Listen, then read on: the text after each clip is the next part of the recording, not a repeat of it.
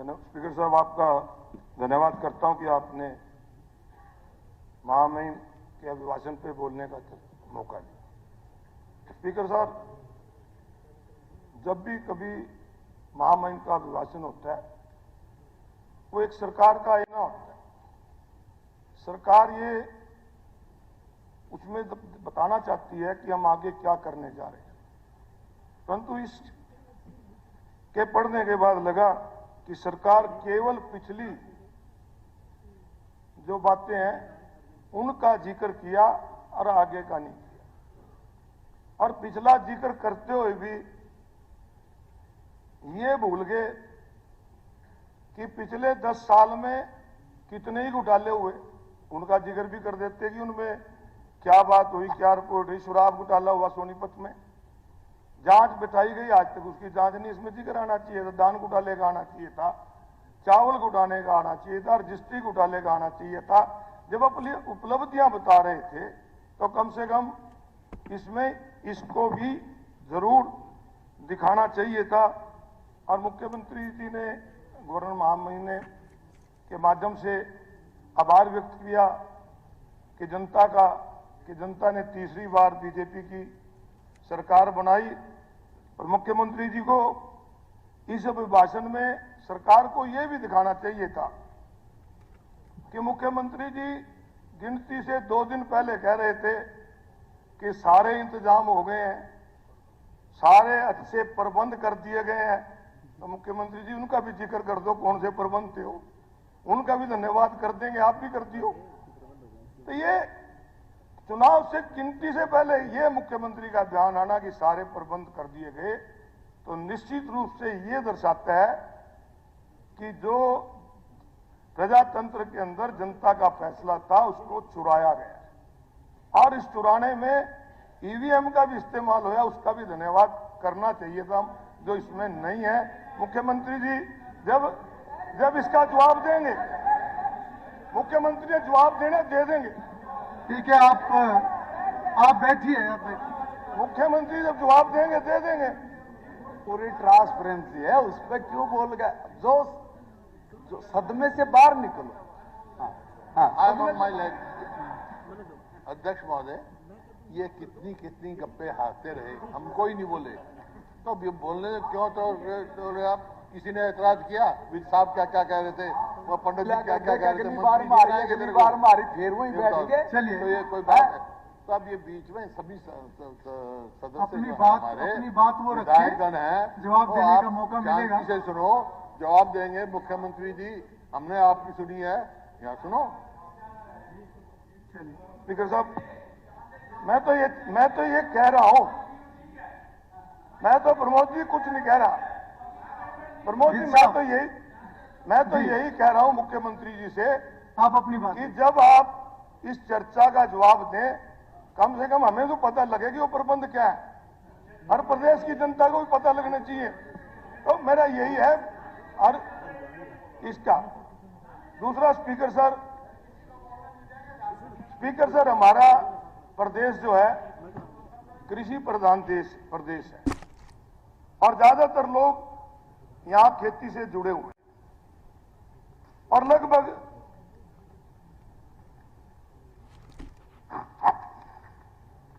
यहां पर जो गेहूं की फसल है 62 लाख हेक्टेयर होती है, और जिक्र बहुत आज हरियाणा प्रदेश का किसान इस बात की कर रहा है कि डीएपी की, और सरकार की तरफ से लगातार एक बात आती है कि डीएपी की कोई कमी नहीं है।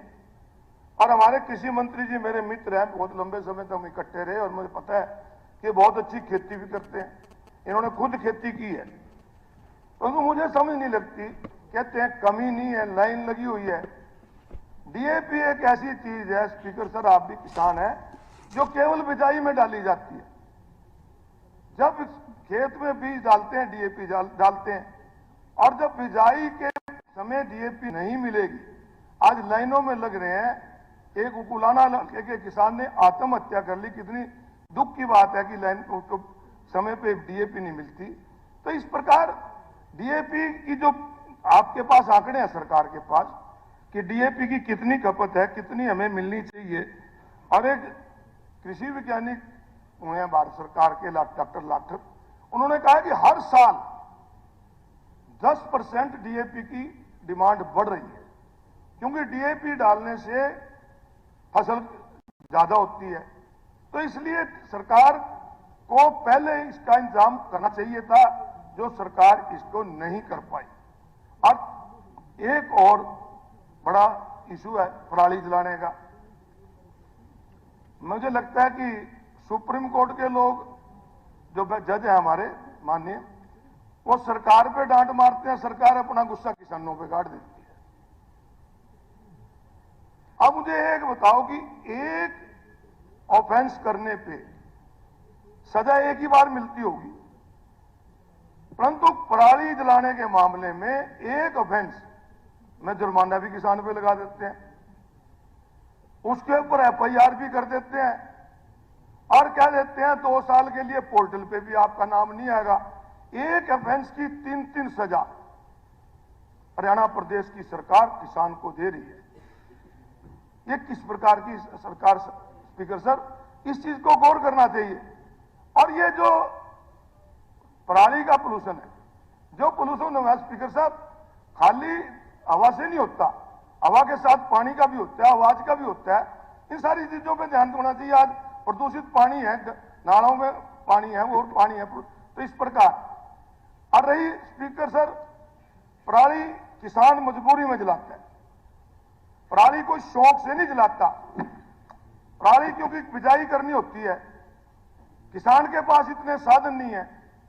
अब अगर सरकार ये जो 1000 रुपये एकड़ देते हैं किसान को कि हम आप पराली मत जलाओ, 1000 रुपये एकड़ देंगे, मेरा सुझाव है सरकार को कि आपके पास हरियाणा एग्रो इंडस्ट्री है। एक समय ऐसा था जब किसान के पास ट्रैक्टर नहीं होता था, जब किसान के पास मशीनें की कमी थी, पैसे की कमी थी, तो हरियाणा एग्रो जो कारपोरेशन है हमारी, वो किराए पे मशीनें देती थी, ट्रैक्टर देती थी, ताकि किसान को दिक्कत ना हो। आज आपके पास हरियाणा एग्रो, मैं मानता हूं शायद कोई लंबा चौड़ा प्रोक्योरमेंट के अलावा काम भी नहीं है, तो आप उनको ये काम सौंपो। मशीन आज 2-2 एकड़ का किसान रह गया, कहां से मशीन लेगा? मशीनें महंगी हैं। तो इसका अगर सरकार मशीनरी को उपलब्ध कराएगी, मैं कहता हूं 1000 एकड़ देते हो बंद कर दो, परंतु उनको मशीन उपलब्ध कराओगे तो ये पराली जलाने का काम बंद हो। तीसरा, किसान का बहुत जिक्र किया कि हमने 24 चीजों पे एमएसपी दे दी। स्पीकर सर, मुख्यमंत्री जी भी, आप भी और हम भी जहां भी रहते हैं, ये सारा धान का इलाका है। और इस बार स्पीकर सर, धान के किसान को जितना नमी के नाम पे कटौती लगी है ना, मैं मानता हूं इतनी कभी भी नहीं लगी। और इस बार जितना सूखा धान आया, इससे पहले कभी भी नहीं आया। हमारे कुरुक्षेत्र जिले के अंदर सारी मंडियों का अगर जिक्र करेंगे तो कम से कम 50 करोड़ रुपए किसान की जेब से दस्तक है। ये बात कृषि मंत्री जी भी अपने इलाके में जाके पता कर लें, मुख्यमंत्री जी कर लें, आप कर लें कि पर्चा कटता है 2320 रुपए में बिक गई। 2320 में किसान ने जीरी बेची सरकारी एजेंसियों को, परंतु सरकारी एजेंसियां जो जीरी लेती हैं वो सेलर वाले उठाते हैं और नीचे लिख देते आते हैं कि 100 क्विंटल के 20,000 रुपए किसान नगद ले गया। और नगद कहां गए, इस बात की सीएम साहब जांच होनी चाहिए। ये बहुत बड़ा एक घोटाला किसान के साथ हो रहा है। एमएसपी के नाम पे आपसे पूरे पैसे लिए जाते हैं और किसान को मिलता नहीं। इसमें कौन लोग शामिल हैं, उनके खिलाफ आप कार्रवाई कीजिए। एक बहुत बड़ा इशू है स्पीकर साहब, किसान के, हमारा प्रदेश ही खेती से चलता है और उसमें अगर हमारे साथ ही लूट होगी तो बहुत है। अभी यहां पर कहा गया सबका साथ सबका विकास, नारा दिया गया, और जो आंकड़े सरकार की तरफ से दिए गए स्पीकर सर, वो कुछ और दिखाते हैं।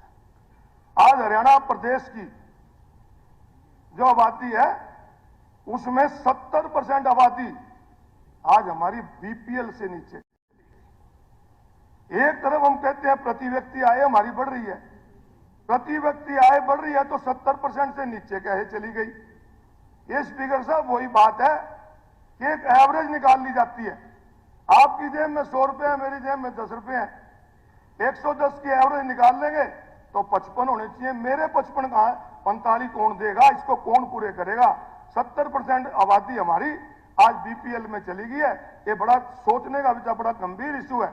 हम विकसित भारत की बात करते हैं, विकसित हरियाणा की बात करते हैं, 70% लोग तो फ्री का खाना लेके पेट भरते हैं। हमारे बच्चे रोजगार के लिए डोंकी में जाते हैं, वहां जाके दूसरे देशों में मजदूरी करते हैं, और हम विकसित भारत, विकसित हरियाणा की बात करते हैं।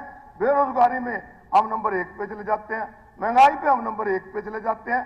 तो स्पीकर सर, ऐसे गंभीर इशू आज हरियाणा में आ गए कि हमारा युवा आज नशे की तरफ चला गया, युवा अपराध की तरफ चला गया। आज अपराध कितना बढ़ रहा है?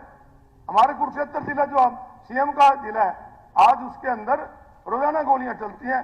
कभी आईलेट सेंटर पे गोली चल जाती है, कभी इस्लामाबाद में गोली मार के एक आड़ती को मार देते हैं, कभी पिपली की आड़ती के ऊपर गोलियां चल जाती हैं। तो इस प्रकार, क्योंकि ये सबसे बड़ा मुद्दा यह है कि रोजगार नहीं मिल रहा।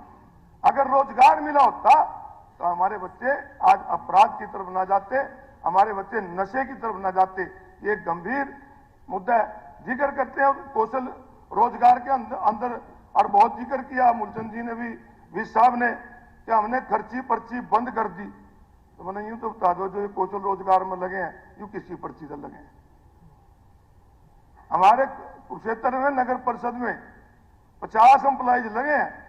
ये कहते थे हमारे कि ये कांग्रेस वाले झूठ बोलते हैं, संविधान की उल्लंघना नहीं होती। संविधान की उल्लंघना स्पीकर साहब इसमें स्पष्ट रूप से हुई। ये इसमें कोई आरक्षण ही नहीं है। आप तनेश्वर नगर परिषद के, अभी मुझे कोई बता रहा था, लगभग 50 कर्मचारी हैं जो इसमें कौशल रोजगार में लगे। उसके अंदर 2 एससी हैं, 3 बीसी हैं। जबकि अगर इसमें आरक्षण दिया होता तो 50 में से 24 लगते, 47% आरक्षण लगता। जो खाने का काम एससी बीसी का किया, ये फिर भी बात करते हैं बड़ा। जब क्रीमी लेयर की जिक्र कर रहे थे हमारे महामहिम जी, तो कह रहे थे, तारियां पीट रहे थे कि 6 से 8 कर दी। यूं तो बता दो, 8 से 6 की न करी थी 10 साल तक, 8 से 6। लाडू, मैं कहना बड़ी ताड़ियां पीट रहे थे। नहीं, हुड्डा साहब का राज था, लागू कहा थी, करी हमने 8 से 6 नहीं दी, 6 की न करी थी। नहीं, आप घोषणा करके चले गए, आप केवल घोषणा करके चले गए, वो लागू नहीं थी। आप आंकड़े उठा के देखिए।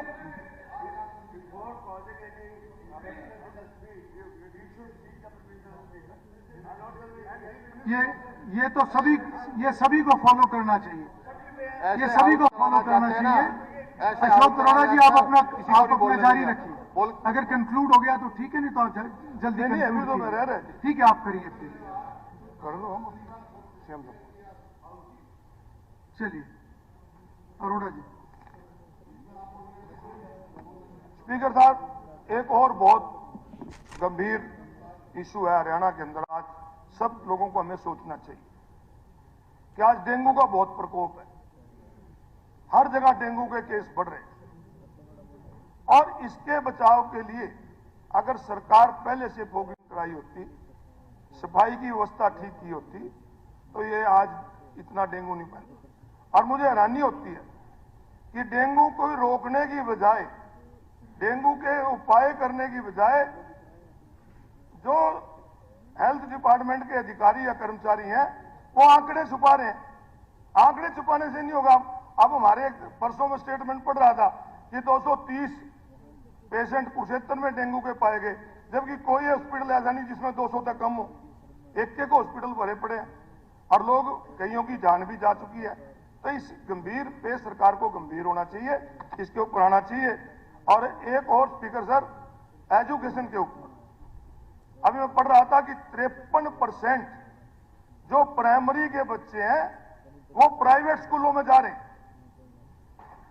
70% बीपीएल में आ रहे हैं, और 53% बच्चे सरकारी स्कूलों को छोड़ रहे हैं। तो इसका मतलब है सरकारी स्कूलों की व्यवस्था ठीक नहीं है। सरकारी स्कूलों में मास्टरों की कमी है और सरकार, मुझे लगता है, सरकारी स्कूलों को बंद करने की बजाय प्राइवेट को बढ़ावा दे रही है, जो कि एक बहुत गंभीर है। अगर सरकारी स्कूल बंद हो जाएंगे तो जो प्राइवेट स्कूलों की मनमानी है स्पीकर साहब और बहुत बढ़ेगी। इस पे सोचना जरूरी है। स्पीकर सर, अभी जिक्र आ रहा था ग्रुप सी और डी के कर्मचारियों का कि हमने इतने लगाए हैं। अभी कुछ दिन पहले मुझे डी ग्रुप के कर्मचारी मिले थे कि जिनको चुनाव से पहले अगस्त में ज्वाइन करा दिया, उनको कोई महकमा नहीं दिया, कमिश्नर ऑफिस में उनकी ज्वाइनिंग होगी और अब 3 महीने हो गए उनकी सैलरी नहीं मिल रही। सिर्फ चुनाव में फायदा उठाने के लिए इस प्रकार के काम किए जाते हैं। अगर आपने उनको ज्वाइनिंग करानी थी, कहीं महकमे कराते, उनकी सैलरी देते, आज उनको कोई सैलरी नहीं मिल रही। गीता जयंती महोत्सव बहुत अच्छी बात है। कुरुक्षेत्र की पवित्र भूमि पे जहां भगवान कृष्ण ने स्वयं गीता का उपदेश दिया था, गीता जयंती मनाई जाती है। और स्पीकर सर, कोई आज से नहीं, ये गीता जयंती सबसे पहले हमारे वहां गीता धाम में स्वामी गणेशानंद जी होते थे, उन्होंने एक धार्मिक आयोजन यहां पर शुरू किया था गीता जयंती का। और जिसकी सरकार रही, कांग्रेस की रही, लोकदल की रही, बीजेपी की, सबने इसको अच्छे ढंग से मनाया और अब भी अच्छे ढंग से मनाया जा रहा है। परंतु मैं एक बात कहना चाहता हूं मुख्यमंत्री जी, गीता जयंती को धार्मिक आयोजन रखो, गीता जयंती को कमर्शलाइज मत करो। गीता जयंती के ऊपर, हमारे ब्रह्म सरोवर के ऊपर, जो एक पवित्र ब्रह्म सरोवर है, वहां पर कमर्शियल स्टॉल लग जाते हैं और खाने के स्टॉल लग जाते हैं। तो मैंने बात की केडीपी वालों से, मैंने कहा खाने के स्टॉल तो बंद कर दो। कहता है हमें 50 लाख रुपए आते हैं। मैं कहा मैं विधानसभा से स्पीकर साहब से मांग कर लूंगा, मुख्यमंत्री से मांग कर लूंगा, तुम्हें 50 लाख दे देंगे। कम से कम इसकी पवित्रता तो ना भंग करो। वहां पर वहीं लोग खाते हैं और वहीं पे वो कबाड़ घेर देते हैं, तो सरोवर के अंदर चला जाता है। इसी प्रकार स्नेह सरोवर है, स्नेह सरोवर की पवित्रता के बारे में जब एमपी साहब थे, मुख्यमंत्री आज के, इनको भी मैंने उस समय कहा था कि सोच का सीधा पानी वहां जा रहा है और हमने वहां पर केडीपी के सामने धरना दिया था, आज तक कुछ नहीं हुआ। तब धार्मिक आयोजन को धार्मिक दृष्टि से करना चाहिए। कितने लोग आएंगे, कितने नहीं आएंगे, उसके बारे में अच्छी बात है जितने ज्यादा लोग आए, परंतु उसको कमर्शलाइज मत करें। ये मेरा आपको एक सुझाव है। और स्पीकर सर, एक बात और कहना चाहूंगा। आज यहां पर कहा गया है कि 5 लाख आवासीय योजना शुरू करने जा रहे हैं। एक बात कहना चाहूंगा स्पीकर सर कि आज शहरों के अंदर गरीब आदमी का मकान बनाना बहुत मुश्किल हो गया। मकान बहुत महंगे हो गए, प्लाट। आपकी सरकार ने दीनदयाल उपाध्याय योजना शुरू की। दीनदयाल उपाध्याय योजना शुरू तो कर दी, 5 एकड़ पे भी आपने लाइसेंस दे दिया, परंतु उस पर कोई कैप नहीं लगाई। किसान की जमीन 3 करोड़ रुपए एकड़ से लेकर 30,000 रुपए गज पे बेचनी शुरू कर दी। तो मेरा एक सुझाव है इसके अंदर कि पहले हुड्डा के सेक्टर कटा करते थे स्पीकर सर, हुड्डा के सेक्टर कटते थे, उनके ड्रा निकलते थे और जो इकोनॉमिकल वीकर सेक्शन के लोग थे उसमें उनको प्राथमिकता दी जाती थी, उनका एक कोटा फिक्स होता था। तो मेरी एक बात है कि गरीब आदमी भी शहर में अपना मकान बना सके, उसको भी ठीक रेट पे दोबारा से हुड्डा के सेक्टर निकाले जाए, ड्रा निकाले जाए, नो प्रॉफिट नो लॉस पे सरकार काम करते हुए ये करे। पहले जो हुड्डा सेक्टर कटे थे उनको नगर परिषद में सफाई का ठेका दे दिया। अब हुड्डा के पास तो कुछ रहा ही नहीं, तो सफाई कौन कराओगे? नगर परिषद की अपनी नहीं सफाई होती। हुड्डा के सेक्टर भी आज ऐसे बन गए जैसे गांव में होते हैं, वहां भी सफाई की व्यवस्था नहीं है। आवारा पशुओं का एक बहुत बड़ा मुद्दा है। आवारा पशु आज इतने हो गए हैं कि हमारे कुरुक्षेत्र के अंदर तो एक महिला स्पीकर साहब एक पशु ने नोच नोच के खा लिया, उसकी मौत हो गई। और अभी कल ही कुरुक्षेत्र के आजाद नगर के एक दंपति के आगे पशु आ गए, उनके एक्सीडेंट में उनको चोट लगी। अरोड़ा जी, केवल इस दृष्टि से, क्योंकि दल का समय, दल के सभी सदस्यों का समय है, केवल इस दृष्टि से ध्यान रखें। वाइंड अप कर रहा हूँ जी। एक मिनट साहब, अरोड़ा साहब किसान के बेटे हैं। आवारा पशु कभी आवारा होता है? पशु बेसहारा है। और कितना हमारी गौ माता के साथ कितनी जाति और ये बर्दाश्त करते हैं। ठीक है, वो छोटी छोटी चीजों पहले भी सदन में विषय आया था, तो बेसहारा वो और कुरुक्षेत्र को कॉमर्शलाइज ना करें। अरे टूरिस्ट प्लेस जो है, टूरिस्ट हम सर्किट डेवलप कर रहे हैं, हम हरियाणा को, कुरुक्षेत्र को देश के नक्शे पर लेकर के जाना चाह रहे हैं, उसको कॉमर्शलाइज की बात कर रहे हैं। ठीक, मंत्री जी ने कहा कि बेसहारा, ठीक है बेसहारा कर दो, मुझे कोई इतराज नहीं, आपने ठीक कहा। परंतु बेसहारा आज जिनकी आप पूजा करने की बात करते हो, आज वो प्लास्टिक खा के मर रही हैं, उनकी तरफ भी ध्यान कर लो। मैं तो अपने शब्द को ये ठीक कर लूंगा। और मैंने कुरुक्षेत्र को कमर्शियलाइज नहीं, गीता जयंती को, ब्रह्म सरोवर को कमर्शियलाइज किया। आप उसको ध्यान देके सुन लो। मैंने आपस में बात ना करें, आपस में बात ना करें। तो मैं एक बात कहूंगा कि सरकार ने चुनाव से पहले महिलाओं से वादा किया था, लाडो लक्ष्मी योजना में 2100 देंगे। तो गवर्नर ड्रेस में तो मुख्यमंत्री जी को जिक्र ही नहीं है। इसका जिक्र भी करवा देंगे, जब करो बोलोगे जब कर दोगे। बहुत इंतजार कर रही हैं आपकी बहनें, हमारी बहनें, वो इसका भी होना चाहिए। और ये जो आज गवर्नर एड्रेस आज हुआ है, मुझे लगता है कि इसमें कुछ भी नया नहीं है, सारा कुछ पुराना है। पुराने उस पर चल रहे हैं, पहले भी धान घोटाले होते थे, अब भी हो रहे हैं, तो इनके रोकने के प्रबंध किए जाए। आपका धन्यवाद स्पीकर साहब। घनश्याम दास। हे डैड, चंगी तरह खेडी चैंप। Any doubt? खेड़ा खेड़ी अच वेखो, सुके सुके दाग वेखो। नो डाउट इन्ना सुक्के दागा ਲਈ ਹੈ ਸਰਫ ਐਕਸਲਮੈਟਿਕ ਹੁਣ ਨਵੇਂ ਪੈਕ ਵਿੱਚ SPP ਟੈਕਨੋਲੋਜੀ ਦੇ ਨਾਲ ਇਹ ਜ਼ਿੱਦੀ ਸੁੱਕੇ ਦਾਗ ਕੱਢੇ ਸੈਮੀ ਆਟੋਮੈਟਿਕ ਮਸ਼ੀਨ ਵਿੱਚ ਹੀ। ਐਨੀ ਡਾਊਟ ਨਵਾਂ ਸਰਫ ਐਕਸਲਮੈਟਿਕ।